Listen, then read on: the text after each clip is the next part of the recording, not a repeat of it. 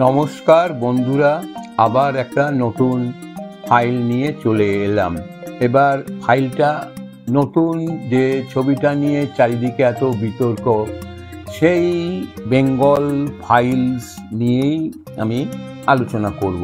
The Bengal's file ছবিটা আমি দেখলাম, সত্যি এই ছবিটা নিয়ে এত বিতর্ক করার তো কোনো মানেই ছিল না। কেনই বা রাজ্য সরকার এই ছবিটাকে এই রাজ্যে নিষেধ করলেন?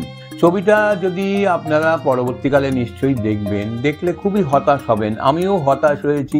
সেরকম কিছুই নেই এই রাজ্য সরকারের বিরুদ্ধে বা অন্য কোনো সম্প্রদায়ের বিরুদ্ধে, কিন্তু আমি হতাশ হয়েছি অন্য কারণে। পরিচালক এটা কি বানালেন? উনি যেটা বানিয়েছেন সেটা উনি ওনার ব্যক্তিগত ড্রয়িং রুমে দেখলেই ঠিক ছিল। এটা সাধারণ মানুষ দেখে কোনো রকম ইতিহাসও সঠিকভাবে জানতে পারবে না, উপভোগও করবে না। প্রথমেই বলি, এই ছবিটা একটা বিশাল রাবণের মতো লেন্থে বানানো হয়েছে। একটা সাধারণ একটা বিষয় নিয়ে বানানো ছবি, 3 ঘন্টা 20 মিনিট তার লেন্থ। এটাই তো একটা অস্বাভাবিক ব্যাপার। ছবিটা মাঝে মাঝেই গতিমন্তরতায় ভুগেছে। যাই হোক, এবার গল্পটা প্রসঙ্গে আসি। এই ছবিতে প্রথমে একটা ঘটনা দেখাচ্ছে হচ্ছে, যেটা এই রাজ্যের সাথে খানিকটা হলেও সম্পর্কিত। দেখা যাচ্ছে সেন্ট্রাল গভর্নমেন্টের একজন অফিসার, অর্থাৎ সিবিআই অফিসার, তাকে মুর্শিদাবাদে যে দাঙ্গা হয়েছে সেই ব্যাপারে তদন্ত করতে পাঠানো হচ্ছে। তিনি তদন্ত করতে যে দেখলেন ওখানে একজন মাফিয়া মুসলিম টাইপের লোক, এই রোলটা করছেন শাশ্বত চ্যাটার্জি। তার এতই দাপট, তার বিরুদ্ধে কিছুই করা যাবে না, কিছুই বলা যাবে না। তাকে কিছু বলতে বা করতে গেলে উপরমহল থেকে ফোন আসবে, ফোনটা ওনার হাতে দেওয়া হবে এবং তাকে উপরমহলের অফিসার বলবে আপনি চলে আসুন। আপনি ওখানে গেছেন কেন? কোনো কিছু করতে হবে না। সে অসহায়ভাবে চলে আসে এবং তাকে সেই এলাকার মাফিয়া সম্রাট যে গুন্ডা, সে তাকে অপমান করে সেখানে দূর দূর করে তাড়িয়ে দেয়। উনি সেটা মেনে নিতে পারেন না। এইবার এই ঘটনার পরিপ্রেক্ষিতে ব্যাক করে চলে যায় 1946 সালের 16ই আগস্ট, যে দাঙ্গাটা কলকাতায় সংগঠিত হয়েছিল তার উপরে। যদিও ঠিক এটাকে দাঙ্গা বলাটা ঠিক হবে না, কারণ এই সময় যেটা ঘটেছিল সেটা কোনো একটি সম্প্রদায় আর একটি সম্প্রদায়কে নির্বিচারে দ্বিধাহীনভাবে হত্যা করেছিল। সেটার জন্যে দায়ী সেই সময় বাংলার প্রধানমন্ত্রী। হ্যাঁ, তখন প্রধানমন্ত্রী বলা হতো, তখন মুখ্যমন্ত্রী ছিল না। অখণ্ড বাংলার প্রধানমন্ত্রী ছিল সোহরাব। এই সোহরাব লোকটা মোটেই সুবিধার লোক ছিল না। এই লোকটা হাওড়ায় ওর অনেক বড় বড় লরি ট্রাকের ব্যবসা ছিল, নানা রকম দুর্নীতিও করতো। একসময় খাদ্যমন্ত্রীও ছিল। খাদ্যমন্ত্রী হওয়ার ঠিক পরপরই কিন্তু 1943 সালে বাংলাদেশে যে একটা 43-এর মন্বন্তর বা দুর্ভিক্ষ হয়েছিল, এর পিছনেই এই সোহরাব। তো যাই হোক, 16ই আগস্ট উনি যেভাবে প্রকাশ্যে গড়ের মাঠে ডাইরেক্ট অ্যাকশন ডের ডাক দিলেন এবং বলে দিলেন যে 2 দিন তোমাদের পুলিশ কিছুই করবে না, এবং বাইরে থেকে অনেক ভাড়া করা গুন্ডা আনিয়ে নির্মমভাবে অসহায় যেই সব নিরীহ লোকদের মারা হয়েছিল সেটাই মূলত তুলে ধরার কথা ছিল। কিন্তু পরিচালক সেই গল্পটাকে এমনভাবে বললেন যে তার মধ্যে একটা ক্যারেক্টার যেটা করেছেন প্রিয়াংশু চ্যাটার্জি ও তার মেয়ে সিমরান কাউর, এই দুজনের পারিবারিক ব্যাপারের ঘটনাই প্রাধান্য হয়েছে। তারা যেখানেই যাচ্ছে দাঙ্গা লেগে যাচ্ছে এবং মেয়েটিকে রক্ষা করতে আর একজন পাঞ্জাবি সর্দারজি এসে রক্ষা করছে। এই সব ঘটনার পরিপ্রেক্ষিতে ছবিটা করা হয়েছে। খুব ভেবে দেখলে এই ছবিটার ডকুমেন্টেশন আরও ভালো হওয়া উচিত ছিল। যেই দিন 16ই আগস্ট এই ঘটনাটা ঘটেছিল, তখন কোথায় কোথায় কোন এরিয়ায় বেশি দাঙ্গা হচ্ছিল, কোথায় কি হচ্ছিল, সেটা সময় উল্লেখ করে, এলাকাটা উল্লেখ করে ডিটেলসে দেখানো উচিত ছিল। কেন, উনি নাম তো দিয়েছেন ফাইলসে তো মানুষের অনেক রকম তথ্য থাকে। এই ছবিটার মধ্যে সেরকম কোনো তথ্যই নেই। এরকমই দেখাতে দেখাতে হঠাৎ করে এই ঘটনাটা কিছু নৃশংস দৃশ্যও দেখানো হবে। সে প্রয়োজনের অতিরিক্ত ভায়োলেন্স, হয়তো ওই ভায়োলেন্সটা ঘটেছিল, কিন্তু যেভাবে সেন্সরের পরোয়া না করে নৃশংস ঘটনাগুলো দেখানো হয়েছে সে আর অকথ্য, সেটা কি বলবো। এরপরে আবার চলে যায় এই ঘটনার পরিপ্রেক্ষিতে বদলা হিসাবে সেই সময় পূর্ববঙ্গ নোয়াখালীতে যেই দাঙ্গাটা ঘটেছিল, এক ভদ্রলোক তার বাড়িতে লক্ষ্মী পুজোর দিন 10ই অক্টোবর যে দাঙ্গা চারিদিকে ছড়িয়ে পড়ল, ভদ্রলোক যেভাবে লড়াই করলেন তা একমাত্র হিন্দি ছবির হিরোকেই দেখা যায়। তাকে দোতলা থেকে ফেলে দেওয়া হলো, তারপরে মারধর করে হাড়ি কাটে ফেলে বলির পাঠা দেওয়ার মতো করে যেভাবে তার মুন্ডুটা কেটে দেওয়া হলো, সেটা পর্দায় না দেখালেও কি চলতো না?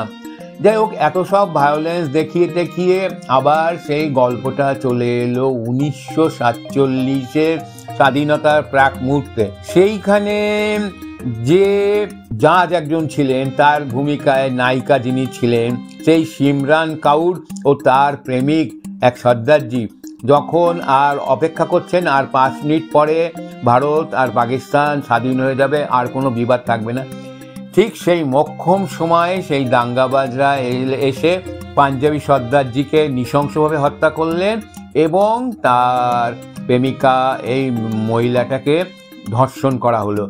তো এটা তো একটা মানে সাধারণ প্রেমের ঘটনার মতোই ব্যাপারটা হয়ে গেল। ব্যাপারটা ঠিক সবার মন ছুঁয়ে যায় না। তারপরে সেইটা দেশ স্বাধীন হলো, তারপরে যে ঘটনাটা আবার বর্তমানকালে ফিরে এলো, সেই যে অফিসার উনি তো কেন্দ্রীয় সরকার ওকে পাঠিয়েছেন, কিন্তু উনি অপমানিত হয়ে ফিরে আসার পরে ওনার মনে রাগ ছিল যে উনি এর বিরুদ্ধে ব্যবস্থা নেবেন। দ্বিতীয়বার ব্যবস্থা করতে যেও উনি প্রচণ্ড মারধর খেয়েও ফিরে আসলেন, তবু ওনার মনের রাগটা গেল না যে কিছু একটা করতে হবে। ওনার উপরওয়ালা ওনাকে যেতে বারণ করলো, তা সত্ত্বেও উনি গেলেন। এবং তারপরে যে ঘটনাটা ঘটলো ওইটা বলিউড হিন্দি সিনেমার একটা পুরনো সিনেমা, সেটা গোবিন্দ নিহালনি বহু বছর আগে একটা ছবি করেছিলেন অর্ধসত্য। সেখানে নায়ক ছিলেন ওম পুরী। ভিলেন সদাশিব আম্রপুরকারকে কোনোভাবেই সাহায্য করতে না পেরে তার আড্ডায় যে কথার ছলে, আলোচনার ছলে তাকে নৃশংসভাবে গলা টিপে হত্যা করে বেরিয়ে চলে এসেছিল। এখানের নায়ক দর্শন কুমার সেই ব্যাপারটাই করলেন, অথচ আগেই দেখানো হলো যে এই যে মাফিয়া বস বা নৃশংস এই লোকটার কাছে দেখা করতে গেলে চারিদিকে খোলা পিস্তল হাতে নিয়ে চারিদিকে পাহারা দেয়, এমনকি ঘরে ঢোকার সময় পাহারা দেয়। উনি ওইখানে ঢুকে ওনাকে এইভাবে গলা টিপে নৃশংসভাবে হত্যা করে এলেন পুলিশ অফিসার। তার পাহারাদাররা কেউ সেটা দেখলেও না, বুঝতে পারলো না, উনি নিরাপদে এসে ফিরে এলেন। তো এই জায়গাটা বড্ড বেশি মেলোড্রামেটিক লেগে গেছে, এটা মনে হচ্ছে যেন কোনো একটা পপুলার বলিউড ফিল্ম দেখছি। যাই হোক, গল্পটা সেই ইতিহাসে যে ঘটনাটা ঘটেছিল তার উপরে হাইলাইট করা দরকার ছিল, বিশেষ করে 16ই আগস্টে কলকাতা এবং বাংলাদেশের মানে এখনকার বাংলাদেশের নোয়াখালীতে যেটা ঘটেছিল তার বাইরেও যেন মনে হচ্ছে যেন আর একটা প্রেমের কোনো ঘটনা দেখানো হচ্ছে। এই সিনেমাটা সম্পর্কে আরও 2-4টি কথা আমি বলছি। এই সিনেমায় অভিনেতা যাদের নেওয়া হয়েছিল তারা সবাই খুব ভালো অভিনেতা। নায়কের ভূমিকায় যাকে নেওয়া হয়েছিল দর্শন কুমার, একে আগে সেইভাবে কোনো ছবিতে দেখা যায়নি, কিন্তু উনি সিবিআই অফিসারের ভূমিকায় ভালোই পালন করেছেন। তারপরে ভারতী ব্যানার্জি, যিনি একজন পুরনো স্বাধীনতা সংগ্রামী ছিলেন, যিনি কনভোকেশনের দিন রাজ্যপালের বুকে গুলি চালিয়েছিলেন, সেই রোলটা পল্লবী যোশীও অসাধারণ করেছেন। আর একজন ভয়ঙ্কর ভিলেন দাঙ্গাবাজ ভূমিকায় মিঠুন চক্রবর্তীর ছেলে নমাসী চক্রবর্তীও অসাধারণ অভিনয় করেছেন। তারপরে সেই জজ সাহেব, যার মেয়েকে নিয়ে এই ঘটনা, জজ সাহেবের ভূমিকায় আমাদের বাঙালি অভিনেতা প্রিয়াংশু চ্যাটার্জিও অসাধারণ অভিনয় করেছেন। সাথে সাথে নিউ কামার নায়িকা সিমরান কাউর, ইনিও দারুণ অভিনয় করেছেন। আরও কিছু রোলের, যেমন ধরুন পুনীর তিশার, পুরনো অভিনেতা কিন্তু বড় পুলিশ অফিসারের ভূমিকায় উনি ভালোই অভিনয় করেছেন। এই সিনেমার একটা প্রধান চরিত্র ছিল গোপাল মুখোপাধ্যায়, তাকে সবাই বারবার পাঁঠা বলে অপমানই করা হয়েছে। এই ভূমিকায় সৌরভ দাস খুব একটা সুযোগ পাননি, মাত্র 5 মিনিট উনি সুযোগ পেয়েছিলেন। সেই 5 মিনিটেই উনি প্রমাণ করেছেন উনি অনেক উঁচু দরের অভিনেতা। বাস্তবে গোপাল মুখোপাধ্যায় সেদিন যদি কলকাতায় এই দাঙ্গার জন্যে না বন্ধ করার জন্য না থাকতেন, তাহলে সত্যিই আরও পরিস্থিতি ভয়াবহ হতো। গোপাল মুখোপাধ্যায় তার বিভিন্ন ছোট ছোট দলে ভাগ হয়ে কলকাতার পুরো শহরটাকে সেই দিন দাঙ্গা বন্ধ করে দিয়েছিলেন, না হলে সেই দিন আরও ভয়ঙ্কর হতো। এই ভয়ঙ্কর থেকে একটু নিবৃত্ত করার জন্য গান্ধীজিকেও আনা হয়েছিল।